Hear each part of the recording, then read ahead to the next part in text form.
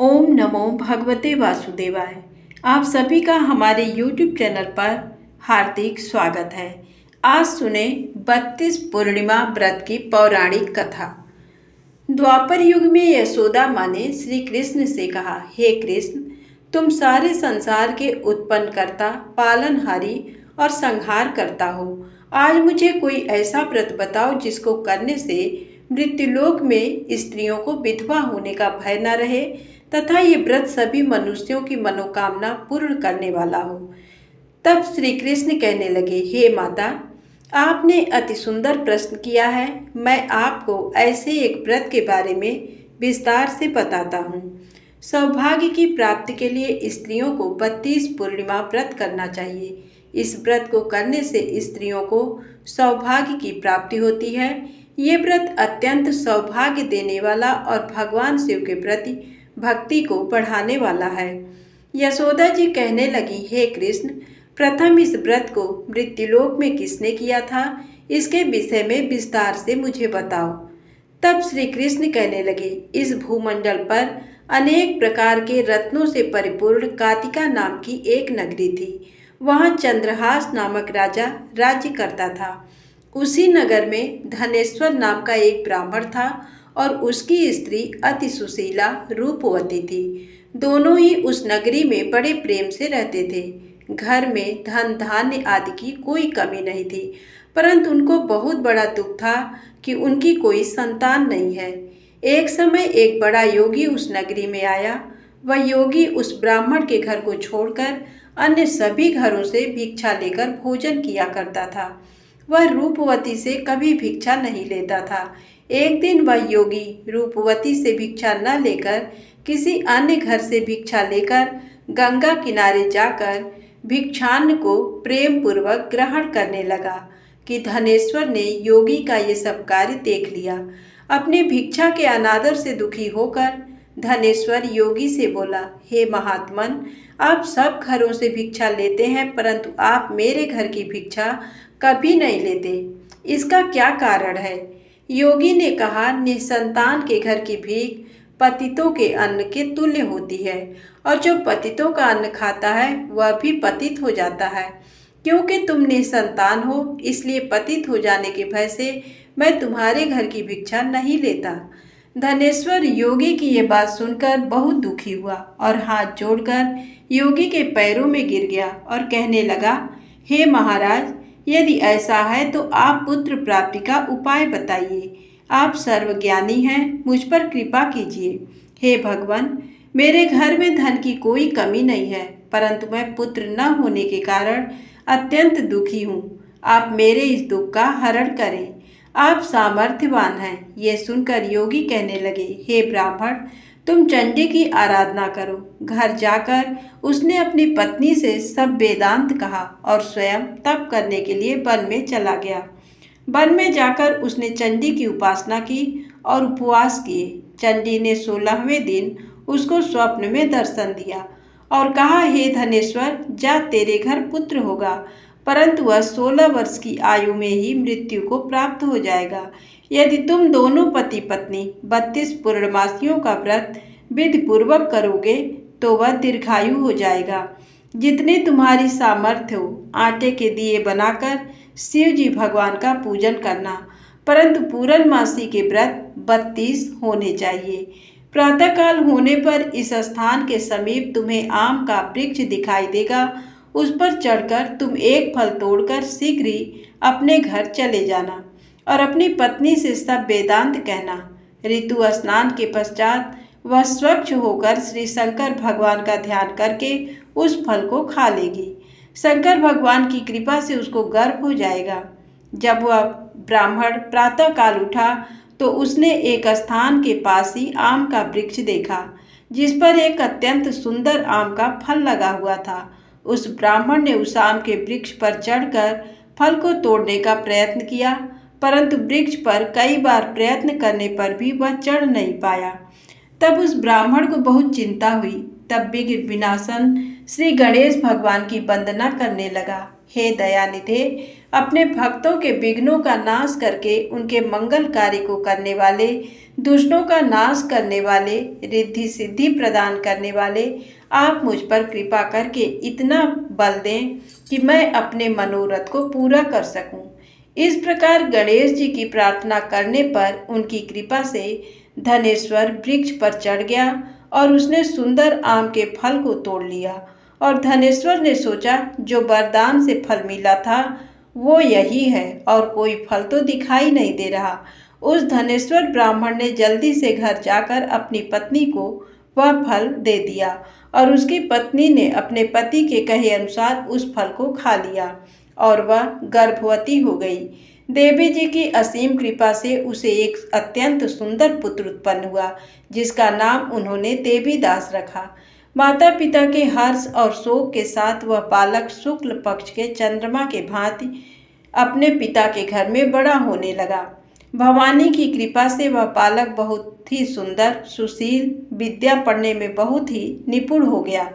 दुर्गा जी की आज्ञा अनुसार उसकी माता ने 32 पूर्णमासी का व्रत रखना आरंभ कर दिया, जिससे उसका पुत्र बड़ी आयु वाला हो जाए।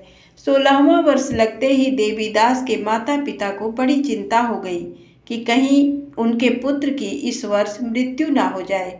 इसलिए उन्होंने अपने मन में विचार किया कि यदि ये दुर्घटना उनके सामने हो गई तो वह कैसे सहन करेंगे। इसलिए उन्होंने देवीदास के मामा को बुलाया और कहा, हमारी एक बहुत बड़ी इच्छा है कि देवीदास 1 वर्ष तक काशी में जाकर विद्या अध्ययन करे और उसको अकेला भी नहीं छोड़ना चाहिए।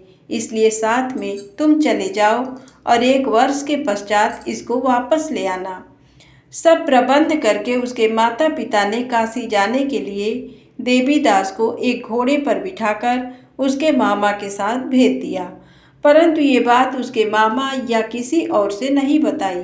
धनेश्वर तथा उसकी पत्नी ने अपने पुत्र की मंगल कामना तथा दीर्घायु के लिए भगवती दुर्गा की आराधना और पूर्णमासियों का व्रत करना आरंभ कर दिया। इस प्रकार बराबर 32 पूर्णमासी के व्रत को उन्होंने पूरा किया। कुछ समय पश्चात एक दिन वह मामा और भांजा मार्ग में रात बिताने के लिए किसी गांव में ठहरे हुए थे।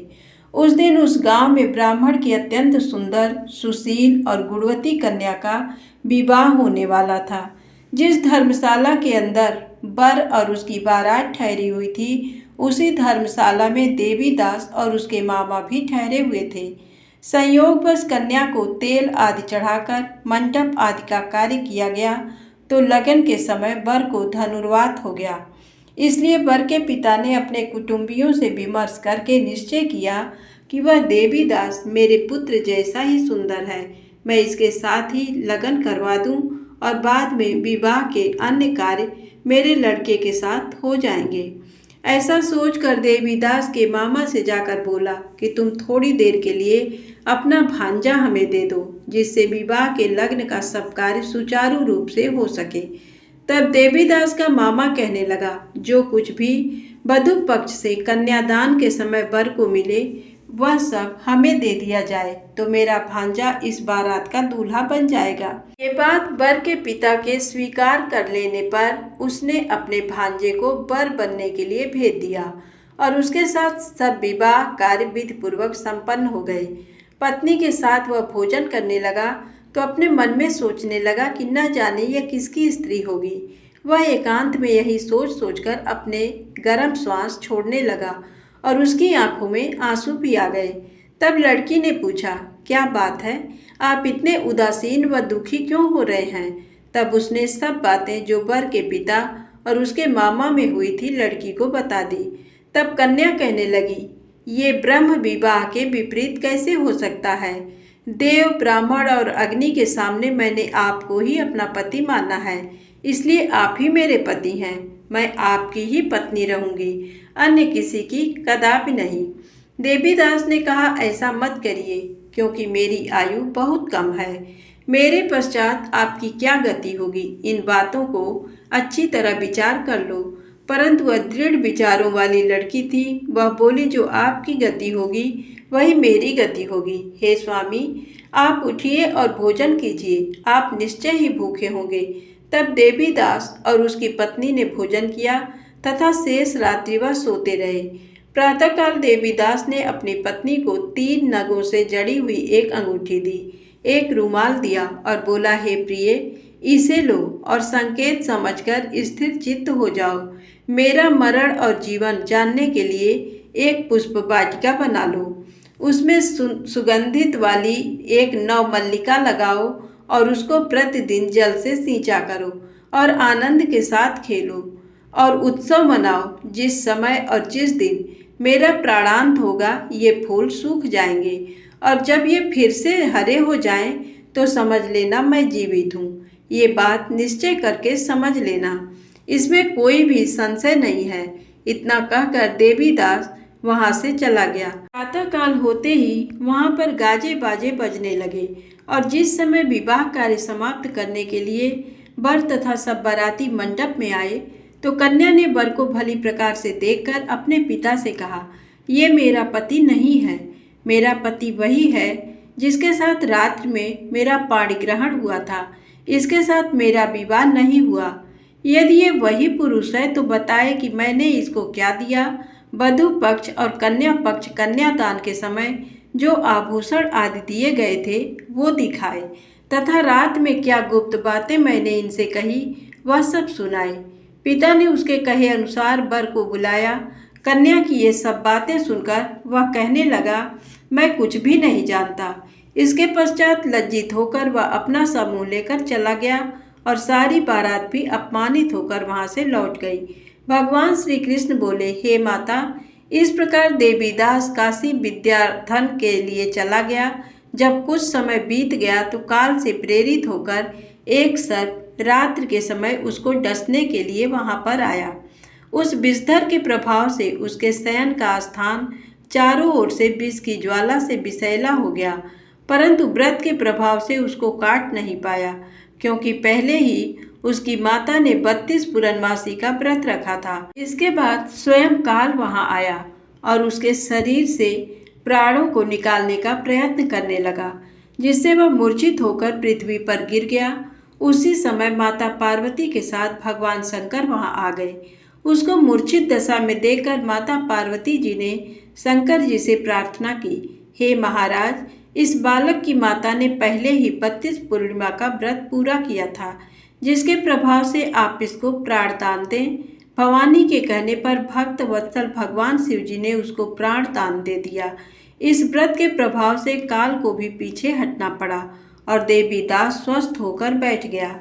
उधर उसकी पत्नी उसके काल की परीक्षा किया करती थी। जब उसने देखा उस पुष्प वाटिका में पुष्प कुछ भी नहीं रहे तो उसको अत्यंत आश्चर्य हुआ, लेकिन जब वह जैसे ही हरी भरी हो गई तो वह जान गई कि अब उसका पति ठीक ठाक है, वह जीवित हो गया है।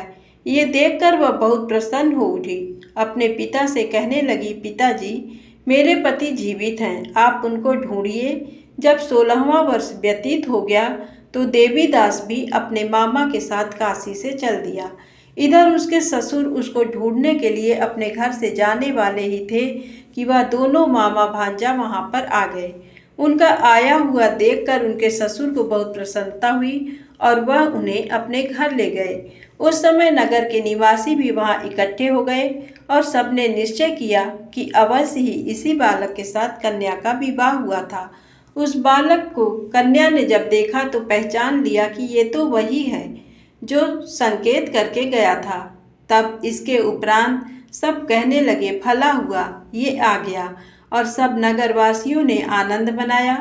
कुछ दिन बाद देवीदास ने अपनी पत्नी और मामा के साथ अपने ससुर के घर से बहुत सारे उपहार लेकर अपने माता पिता के घर की तरफ प्रस्थान किया। जब वह अपने गांव के निकट पहुंच गए तो कई लोगों ने उसे देखकर उसके माता पिता को पहले ही खबर दे दी कि तुम्हारा पुत्र देवीदास अपनी पत्नी और मामा के सहित आ रहा है। ऐसा समाचार सुनकर माता पिता को विश्वास नहीं हुआ, परंतु जब और लोगों ने भी आकर यही बात उन्हें बताई तो उनको बड़ा आश्चर्य हुआ। लेकिन थोड़ी देर में देवीदास ने आकर अपने माता पिता के चरणों में अपना सर रखकर प्रणाम किया और उसकी पत्नी ने अपने सास ससुर के चरणों को स्पर्श किया तो माता पिता ने अपने पुत्र और पुत्र वधू को हृदय से लगा लिया और दोनों की आंखों में प्रेम अश्रु बह चले।